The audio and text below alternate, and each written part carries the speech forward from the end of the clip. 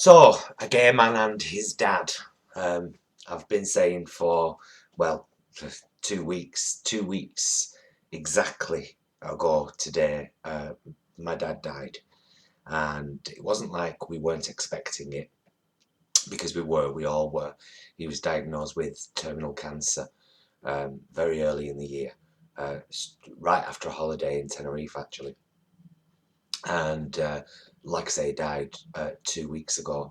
And I wanted to do a video um, because people who know me know that I used to do my rant videos quite a lot, and I did buy this particular webcam that I'm doing this video on now, specifically so that I could start doing those rants again, and I will do.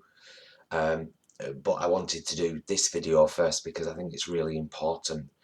Um, so let's just go back a bit, shall we? I'm 43 years old now, and when I was a boy, I know that I was very, very, very camp and effeminate, and that I used to put it on more because I kind of, when I was 10, I discovered the gay scene, and um, I know that my dad had a really, really hard time with that, and we had a very stormy relationship for a lot of years, a hell of a lot of years, really, too many, until I was in my early 20s, very early 20s.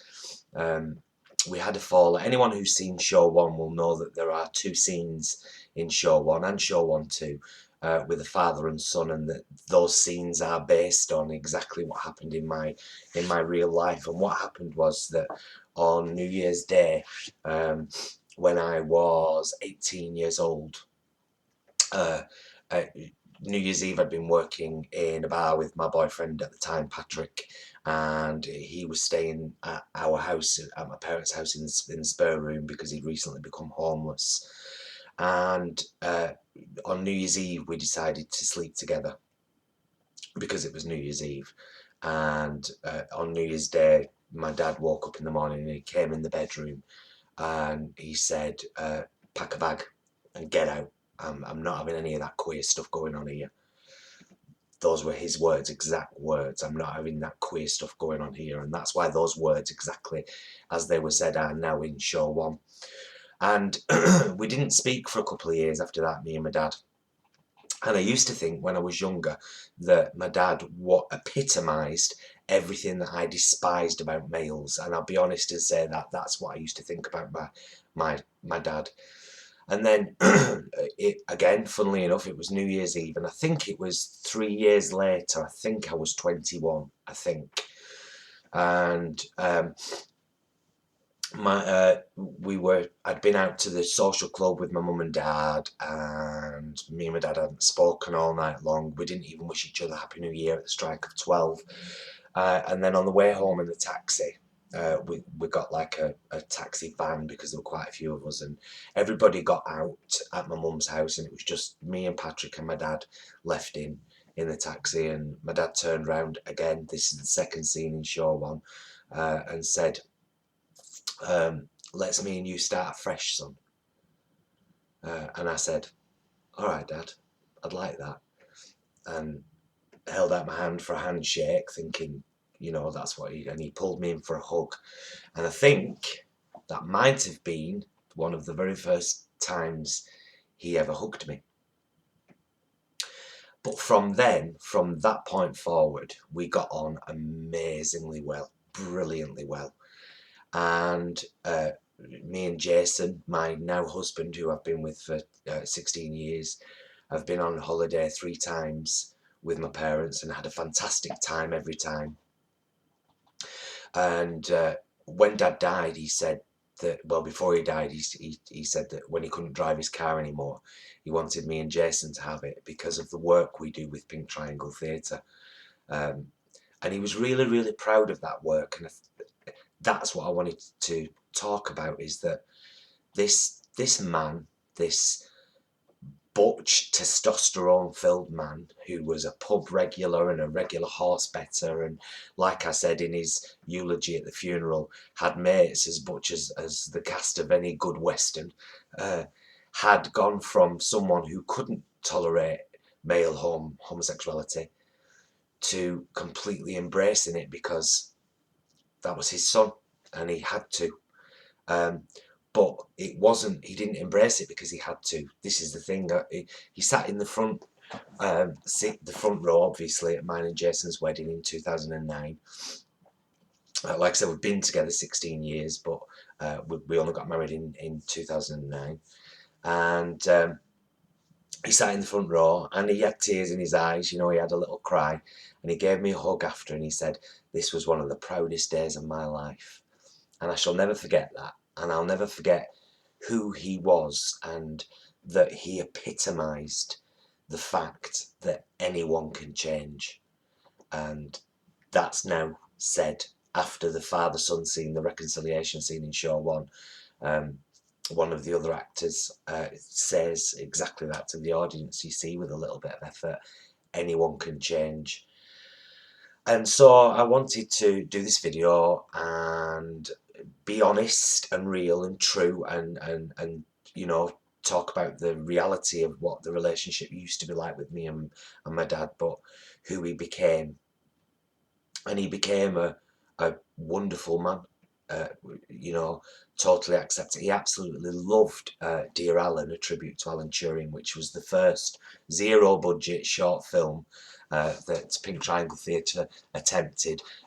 Basically as a free resource for schools and colleges to start a discussion about Alan Turing, who he was and his work, and it's done that. But my dad loved it and he was really proud of that. He was proud of the fact that we were doing something positive and tackling homophobia with our shows and our little short film. And so I wanted to do this video, like I say, to mark the moment, and I wanted to do it as soon after his death as possible. So here we are, 2 weeks later. The funeral is Monday today. The funeral was Tuesday of last week. And what a great send-off. Dad was an atheist like me, so we had a humanist called Paul to speak at the funeral, and he came down and met all the family first and found out about Dad, found out all the stories and everything, and of course I did my bit. And I'll read to you what I did. So if I don't look at the camera, do excuse me. But I will read this to you because I meant every word on the day. And so here we go. Although there has been grief, and will undoubtedly be more, I'm not here today to grieve for the loss of my dad. I'm here to celebrate the life of a man, Cyril Wilde, aka Squirrel.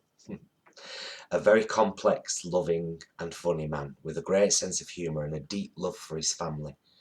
A true sun worshipper who loved nothing more than a nice beer and a little flutter with his wife in the sun. He was loved by so many people, and that was so obvious at the funeral because it was packed, and was a real hit with the ladies. From the gaggle of young pretties he used to work with that gathered round him in a pub on a recent night out with my brother, to the hooker that grabbed his crotch in Tenerife when he'd gone out for chips. But none more so than his wife, our mum, Joan. 55 years. Of course, if you mentioned that longevity to Dad, he'd simply say, "You don't get that for murder these days." Always the joker. There aren't many men who can say they've got 4 kids, one of each, and still be a beer-drinking, horse-betting pub regular with mates as butch as the cast of a good western. He was that man. 2 days before he died, we had a long chat. Most of it private, but the end of it I'll share with you. He said he was proud of all his kids and that he couldn't have married a better woman. And he meant every word. 2 short stories, each for a reason. The first to share his stamina. Me and Jason went on a holiday for the first time in Tenerife. Dad's 72, I'm 41, Jason's 41. 3 o'clock, we're in the Anchor Bar, completely arseholed. And Jay says, should we go back now? And I say, yeah, it's time to go back now. And Dad says, well, let's just have one more Foot Road. Oh, all right, Dad. 3 rums, he says. Gets these 3 rums, big measures because we're in Tenerife. We drank the 3 rums, was totally blitzed. Me and Jason holding on to each other, crossing the road to our apartment block. Say, right, now we really need to go to bed, 3:45 by now. Dad, at 72, says, really? I've just got my second wind, me. That's his stamina, his sense of humour. That same holiday, we had the most amazing holiday. And I was a bit emotional on the way home, and I gave Mum and Dad a hug and said, oh, I love you, and this has been incredible, and I can't wait to come again next year. And even Dad had a little cry and said, I wish you were staying. And anyway, we got on the coach, and of course, once you're on the transfer coach, you can't get back off. Your suitcases are in and everything. So the door shuts, and just as we're about to leave, Dad looks up at us on coach, looks at his watch. Fancy a drink? That's exactly what I did. That's his sense of humour. Again, always the joker. Cyril was an atheist, as am I, and several other family members. We don't have the comfort of heaven to lean on at times like this, but science threw us a line. Something we can all hold on to. We are, as human beings, mainly energy, and energy can't die. It can transform, move on, but it doesn't die. Neither will Cyril. As long as his wife, children, grandchildren and great-grandchildren, his friends, extended family and all who knew him, as long as we think of him and talk about him, then he's here. We still share his energy. I take comfort in that, and I hope you do too. Finally, I said, I'd like you all to join me in a very well-known tune. And I went on to mention a song that was written for a famous footballer in 1970, which bore the name of my dad. And everyone in the crematorium sang, nice one, Cyril! Nice one, son! Nice one, Cyril! Let's have another one! So nice one, Cyril. Thank you for being my dad. Oh, I shouldn't say things that get me set like that, should I? Thank you for being my dad. Thank you for being a wonderful man. Thank you for being in the front row of my wedding. And thank you for being you. And I also want to say that I think people should have more of an inclusive approach to death. I was determined to be very involved in all of this. So when the funeral directors came to take my dad, and I have to say that we had a very tribal day. Dad died at 6 o'clock in the morning, and he was with us there at the house until 3 o'clock in the afternoon.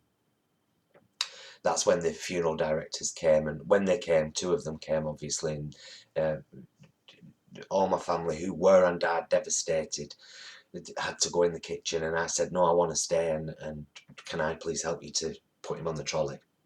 And I did that, and I also asked if I could go and dress him at the funeral directors, and I chose his outfit.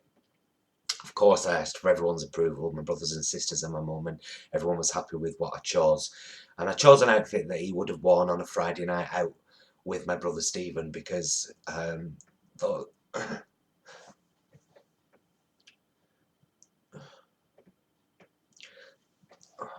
I'm not going to edit this, by the way, this is just raw, deal with it. Those Friday nights with Stephen meant the world to him. And I went up and I dressed him, and it was a very healing experience for me, and my sister came with me. And she says afterwards that she came to support me, but she got a lot from it herself, and said afterwards that she felt a lot better. And so, you know, I do think that we should have a more inclusive. It's not somebody else's job to deal with people that we love and care for. It's get involved, because it's really good for you. And so, to my dad, wherever his energy now emits or evolves or whatever, I say, I love you, dude, and thank you for being you, and thank you for creating me. And thank you all for watching this, if you have. Cyril Wilde, the 9th of December 1938 to the 21st of January 2013. Always remembered, never forgotten.